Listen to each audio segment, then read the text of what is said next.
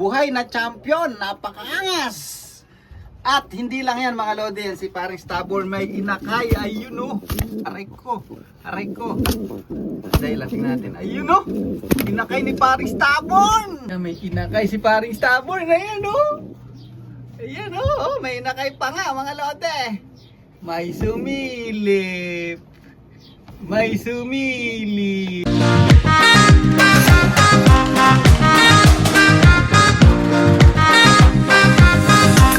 So yan mga kalapatids, nakita nyo na naman yung pagmumukha ko yan. For today's video mga lodi, nandito tayo sa loob ng loop natin mga lodi. Kasi may nagtatanong, nasan na daw si paring Stubborn? Ayan si paring Stubborn mga lodi, buhay na ginto. Ayan, buhay na champion, napakaangas. At hindi lang yan mga lodi, yan si paring Stubborn may inakay, ayun o, aray ko, dahil tingnan natin, ayun o, inakay ni paring Stubborn, apakaangas. Yan, may inakay siya mga lodi. Ipinaris ko siya doon sa nestmate ni Pearl Eye kasi parehas silang hen. So si Pearl Eye is yung champion natin ng 900 km race. So yung pairing na to mga lodi ay maglolo. Yan, grandfather niya si paring Stubborn at apo niya yung hen, nakaparis niya ngayon mga lodi na nestmate ni Pearl Eye. Yan, napakaangas. Ayan, inbreeding or bahala na kayo kung anong gusto nyo tawagin, kung line breeding o inbreeding, basta parehas lang yun, magkadugo sila. Ayan o, napakaangas. Nasaan na daw si paring Stubborn? Ayan o, ayan o, pogi pa rin ano mga lodi. Ayan o, pucha, may inakay si paring Stubborn. Ayan o, ayan o, may inakay pa nga mga lodi. May sumilip, ayan, napakaangas, salbahing Stubborn. Yan, uy. Pabayaan natin siya mga lodi. Tapos meron naman tayo dito sa baba. Ayan, bali itong young bird na to mga lodi, itong inakay na to, kapatid siya nung Mili na magaling. Bali apo to ni paring Stubborn. Ngayon ang tatay nito yung inbreed, pinayaya ko na lang to. Ang nanay niya yung 900 km finisher. Yan, mukhang magiging kakulay nung Mili na nawala nun sa 700 km mga lodi. Ano? Mukhang Mili na naman. Salbahi, oo. Napakasalbahi, oo. May paglaban pa, oo. Ba. Yan, mukhang Mili na naman to mga lodi. Ano?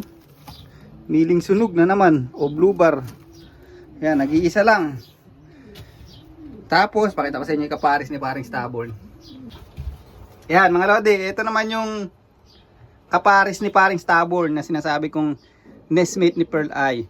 So bali apo siya ni Stubborn mga lodi. Ayan. So ngayon si Pearl Eye naman ipaparis ko naman siya sa susunod kay sa side naman ni Kim Cam. Lolo niya rin yun. Nasa akin yung lolo mga lodi. Doon ko naman ipaparis yung winner ng 900 km. Yan. So itong ibon na to, magaling na racer din to. Mag-nestmate sila, galing.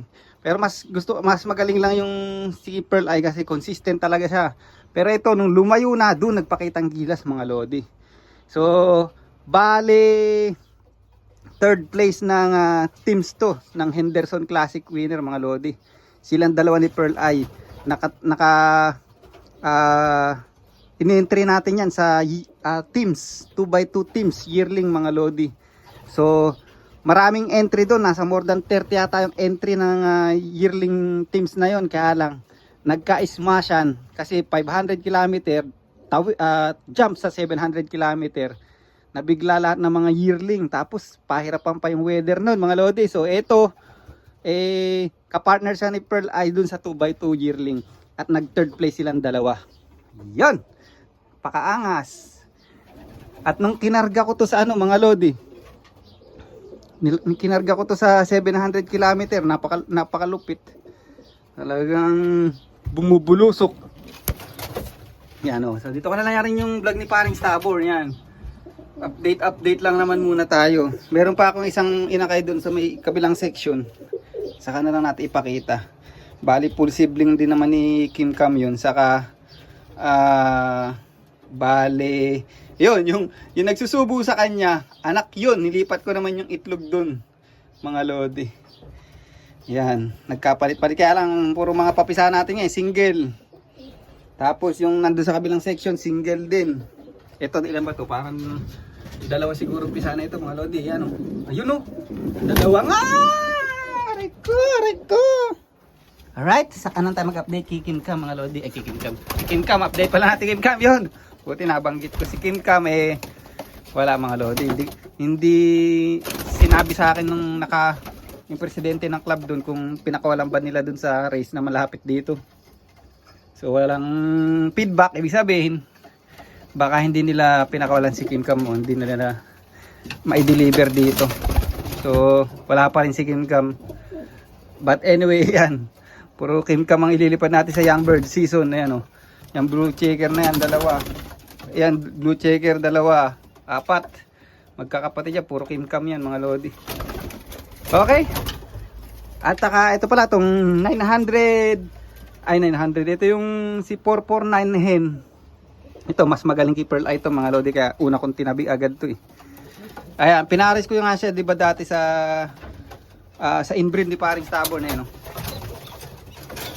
Ayan, pinaris ko siya dati sa inbreed ni paring Stabor at meron na 2 itlog. Ayan, oh, napakaangas ng itlog mga lodi, ang lalaki. Yan. Pero meron silang first clutch na egg, eh pinayaya ko pang second clutch na to. Yan, gusto ko kasi madami. Pero ito pang old bird na siguro to mga lodi, di naaabot ng young bird to kasi ang young bird mag-start ng mga March yun eh. Okay? Pakaangas talaga na itong pumurma, no? Astig, ano? Mas magaling kay Pearl Eye ito mga lodi, kaya tinago ko agad eh. Binrid ko agad mga lodi.